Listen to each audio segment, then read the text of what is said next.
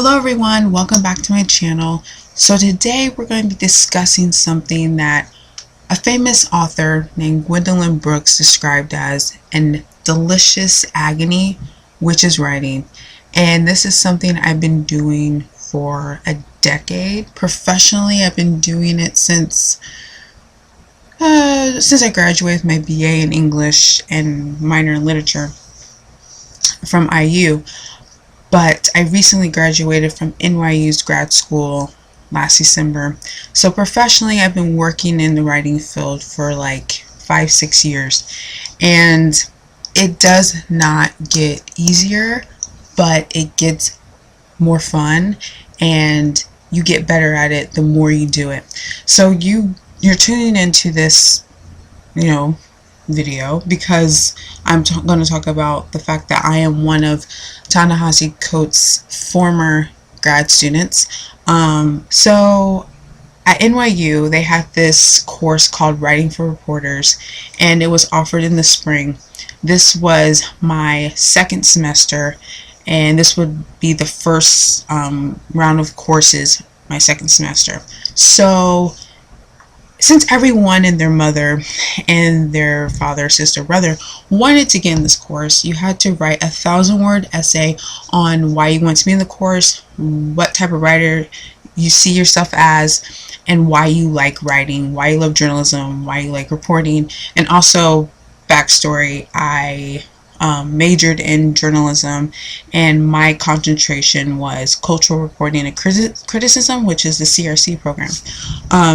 But he was offering this class. You have to write a 1,000-word essay, and I got in, and I was really happy. He only selected 10 students for this course, so I was so stoked. I was nervous, but so excited. I was going to meet one of my favorite authors of all time. He's definitely top 5 my favorite authors, thinkers, journalists, essayists, everything. So the first day, I got there an hour early because I wanted to get a seat right next to him. One, this terrified me, but two, I was like, when am I ever going to be able to say I sat next to Ta-Nehisi Coates while he taught a writing course? So I'm no fool, and I got there early, and I sat next to him every single day until the last day of that class. For the whole semester, I came early to sit next to him, and this caused me to really be on my P's and Q's, if you want to say. I'm always prepared when I go to class anyway, but because I'm right next to him, that holds me to such a high standard, and it made me keep myself accountable that if I sit next to Ta-Nehisi Coates, I'm probably not going to be quiet in class. I'm probably not going to, second guess myself if I have a thought I want to discuss. Like, I'm going to try to impress him, and that's actually going to make me better as a writer. And in my concentration of journalism, with being in criticism, is going to make me better with talking and everything like that. So, got in. And I was, on TV and on, the interviews that he does, he seems very down to earth, and he seems very kind. But you never know, like when you meet your favorite celebrities and famous people, like he would never want to be called a celebrity, but he is famous. So when you meet famous people, they could be different, and he was different. He was better than I thought. He ended up being like the rapport that he had with the classes.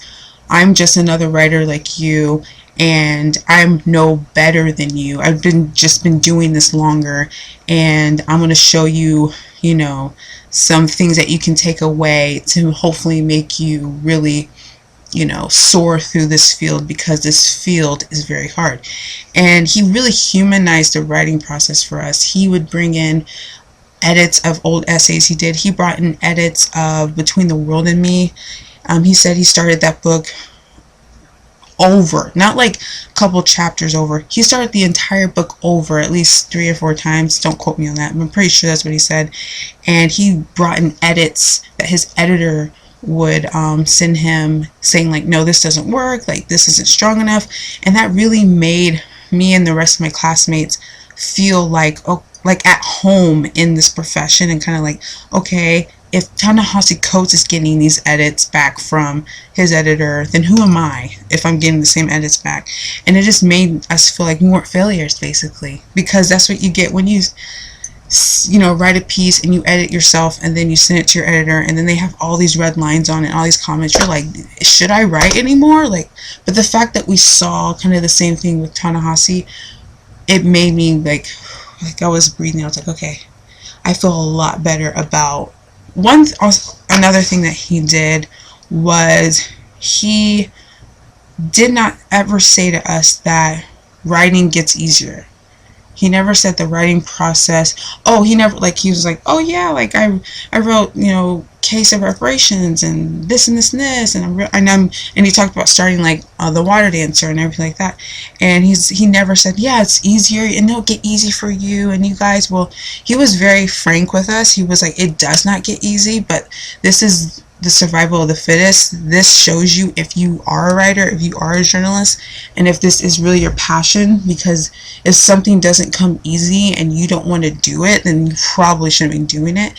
And I've always felt like that. Like every time I start a writing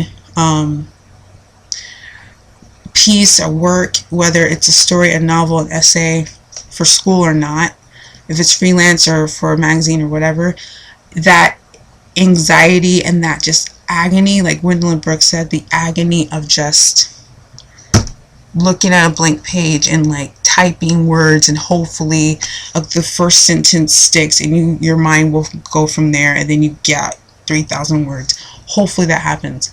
But a lot of the times it's you staring at the page, you writing an idea down, you editing it, you writing a paragraph thinking it works, reading it again and be like, that sucks. And it's an agony, it's a delicious agony, because once you really get in the flow of it, and once you really the words start flowing, the words start coming to your mind, it's the deliciousness. But it hurts because you know that it's going to take a long time for you to get a final piece. And not only that, you're going to have to edit it, and you're going to have to take out a lot of the work that you put into it. But that's the process of writing. It's writing, it's reading, it's editing. It's writing, reading, editing, and editing and editing and editing. And this is someone else to edit, and then you write more. It's hard, but it's something I would never give up, because I absolutely love writing, and I have such a passion for it since I was a child. And that can be a different video of me talking about why I write. But I want to talk about 5 things that Ta-Nehisi Coates taught me personally, and maybe it might be universally for the whole class or whoever listens to him. But me personally, these are the 5 things that he taught me.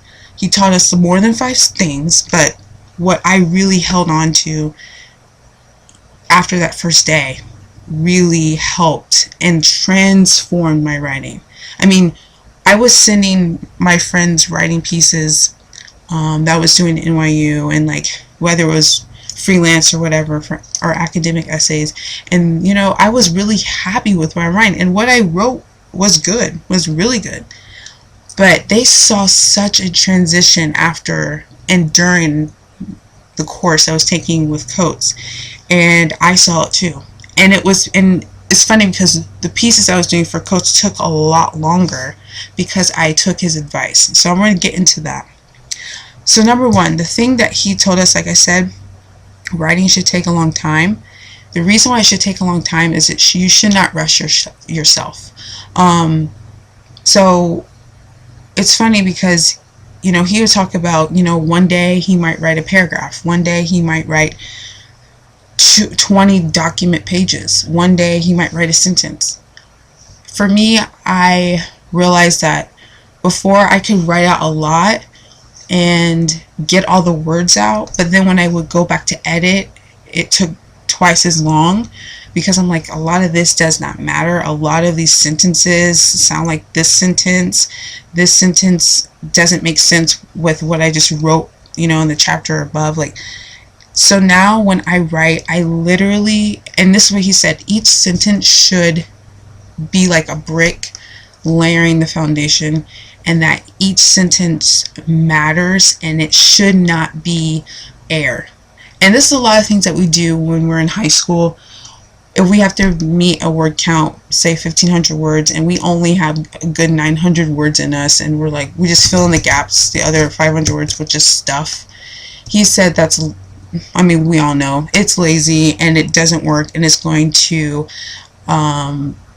crumble your entire point while you're writing, and your entire piece. So he said, as long as it takes and as hard as it is, that's each sentence. Do not go to the next sentence until the sentence prior is exactly what you want. It's more figurative. So what I do now is I'll write a sentence and I'll write another sentence. Like, I'm like, okay, this works. This sentence does not work. And I'll keep looking at it and I'll keep trying to figure out how am I going to make this make sense to my reader? Because the thing is like, yes, you can, when you're writing, of course it makes sense to you because it's coming out of your mind, but you have to assume your reader does not know anything. Like, don't assume that you're not doesn't know anything, but doesn't know what you're about to say about this certain topic or subject or whatever, or story or fantasy you're about to bring them into. So assume that you need to tell them everything, but don't bore them with a lot of information. Like, keep it entertaining and also keep it concise. Anyone can explain something in 5 pages, but not a lot of people can explain something in a paragraph. So if you really know what you're talking about, you should be able to explain it in a paragraph. You don't want to say something that you can say in 3 sentences in 3 pages. Because your reader, 1, they'll get like, okay, get to the point. 2, they might know what you're saying and feel like you're being condescending by like spelling it out too much. And 3, they'll put you down. They'll just like, I want to go and watch Netflix. Because why should they be reading what you are writing? Like, you need to give them a reason why they are taking time out of their day to read what you have to say. So the endurance, though, picks up the more you write and the more time you take with sitting and making sure the sentences matter and are good and are new and are fresh. And once you just have that in your mind to not rush, you inevitably will get quicker at writing good stuff. And that will make the writing process shorter. It might not make you writing things less short, but you might not be editing what you're writing as much. And that is what I have found with this new writing process. 2, do not be a pretentious writer. He taught us that, and it's and not that he would come across as someone that's pretentious, but writers that reach a certain level, people might assume their writing might be elitist, whatever. But his writing is really accessible. I feel like he does use words that you might have to look up, only because it actually needs to be there and it matters. But for the most part, I feel like his writing is really accessible, and he does that on purpose.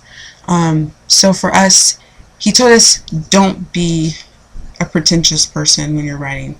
Don't, because your reader is not going to trust you, and your reader is not going to really like you. Like, your reader can disagree with what you're saying if you are being kind, right? But if you are like writing, even if they agree with what you're saying, they'll be turned off because they're like, you sound like you are like arrogant, and I don't want any part of this. So he showed us how to do this. He said, don't write like this to your reader. He said, write like this. Like, take them on a journey. And this like, not take them by the hand, like you have to come with me and read everything. But like, if you want to come, take my hand and I will take you on this prose journey inside my mind. And it's a gentle gesture, like, come on. But never this and never like, come on. It's just like, come on. And that stuck with me too, to make sure like I am being accessible, I am keeping my reader in mind, and I'm explaining myself thoroughly. Number 3, make it sound beautiful. This is something that writers do but don't really realize. And one thing he did that was really cool is we would read like reporting pieces and works and essays and books, but he'd bring in poetry a lot. So he would always throw in some poetry each week for us to read along with what we have read. And he wanted us to see how a poem works. A poem is only so many stanzas. A poem can only do so much, but in the poem, the poet makes sure that there's imagery and that they pick the right words to say so much, because they can't write a lot out or else it'll just turn into like a book.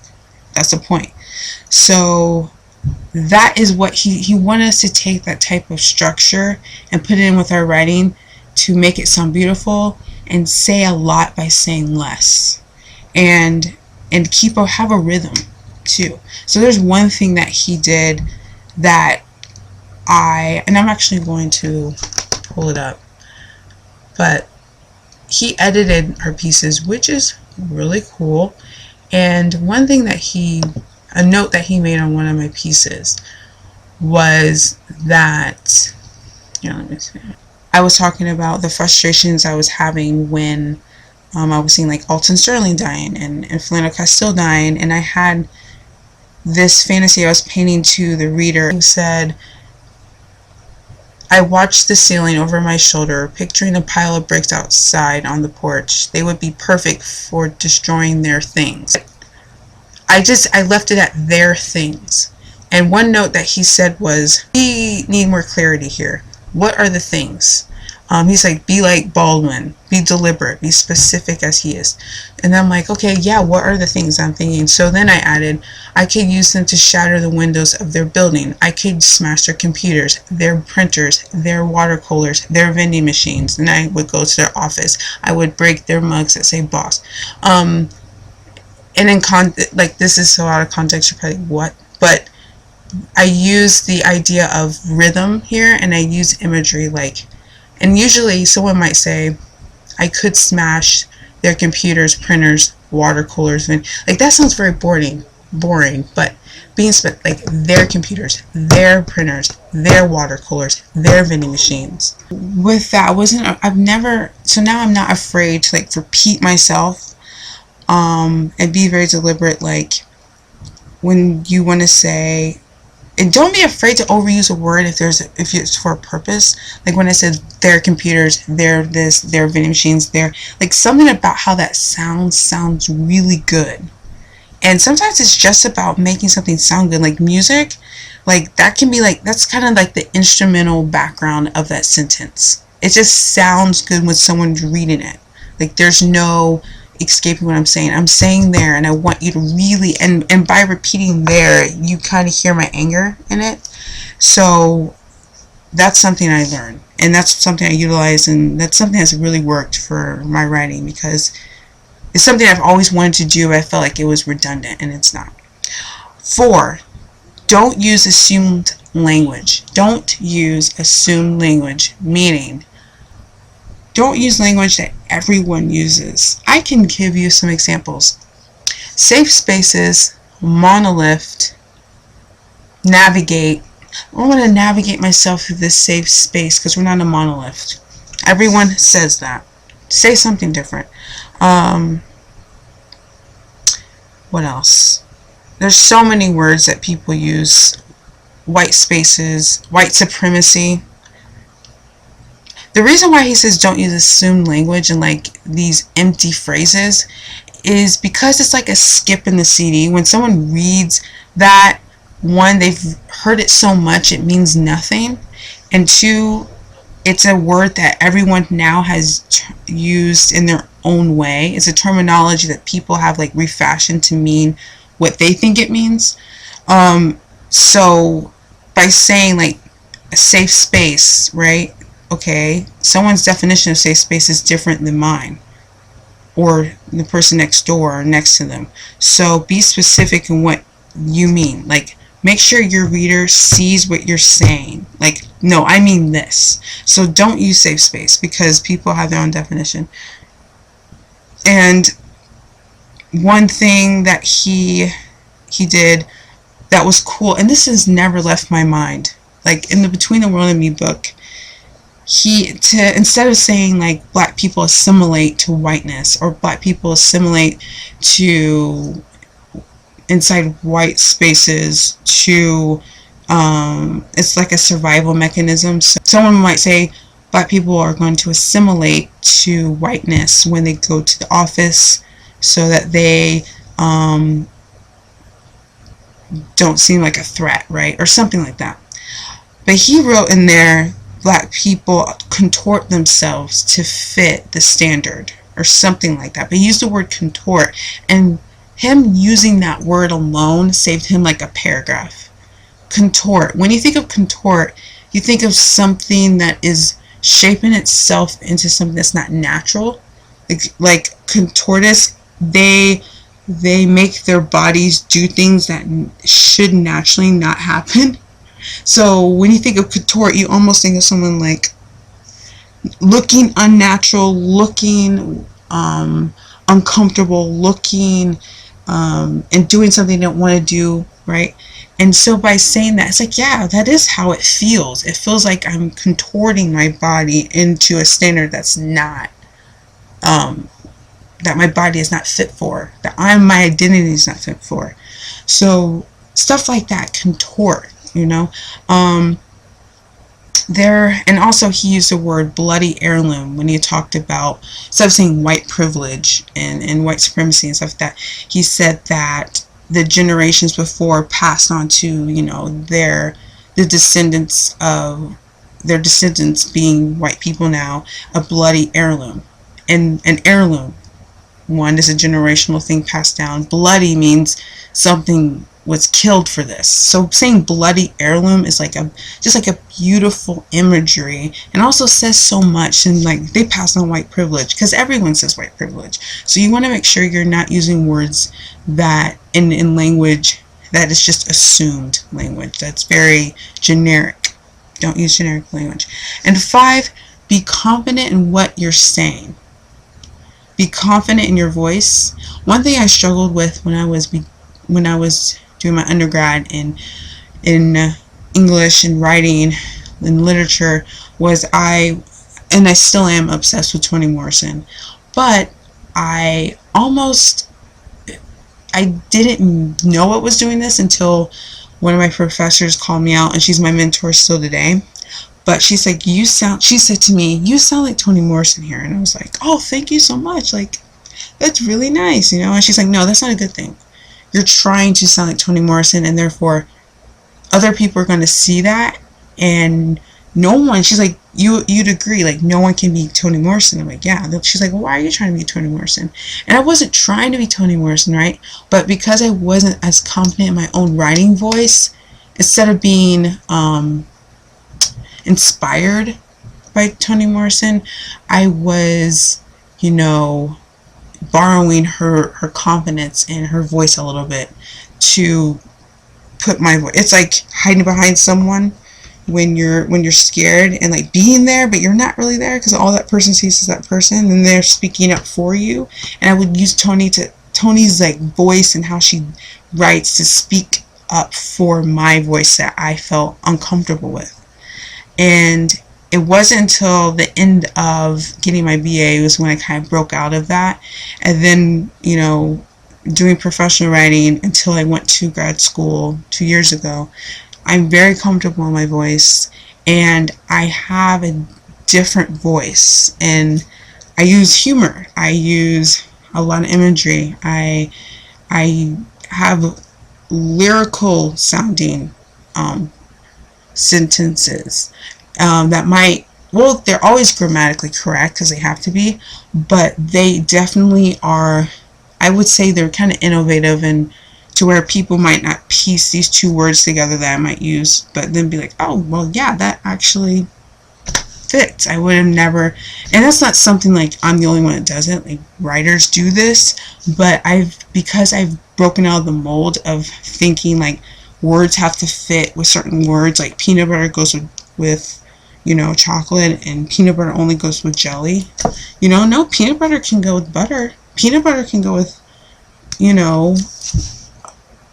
meat. I don't know. I'm thinking of something. But like how a chef looks at ingredients and there's no boundaries, like thinking outside the box, like they're like, ingredients can go with anything because I can make it good. And that's what writers think and know. Like language and our diction and the prose, the words, we have to think outside the box, because how else are we going to form new sentences and not keep saying the same redundant sentence like the other writers around us. Like everyone comes up with their own thing. That's why it's so important for everyone to have their own voice. But yes, that's the most important thing, is you have to be confident in your writing voice and what you're saying and what your thoughts are, because if you're not confident in it, your reader will not be confident to finish what you have to say, and they can tell, because we could tell. That's one thing that he did on that was really cool. He would bring in essays, and he would never tell us. Like, I'm gonna bring in an essay next week that doesn't work, and I want you to tell me why. He'll just have us read an essay, and he'll be like, "What do you guys like about it?" Wait, and we'll be hesitant to be like, "We don't really like it. Like, it kind of sucked." But he'd be like, "Yes, this essay's not good, and I'm glad you guys, realize that." But you have to be confident even to call out things that aren't good, and know writing that's good from writing that's not.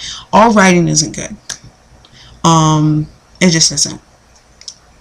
Every dish from every restaurant isn't good, but the ones that are good, you pay a lot for, and you'll keep going back to. And that's why these writers like Ta-Nehisi Coates and other writers, people literally have such a hunger for their work, because it's so good, it's delicious, and that's what you want your reader and your followers to like about you.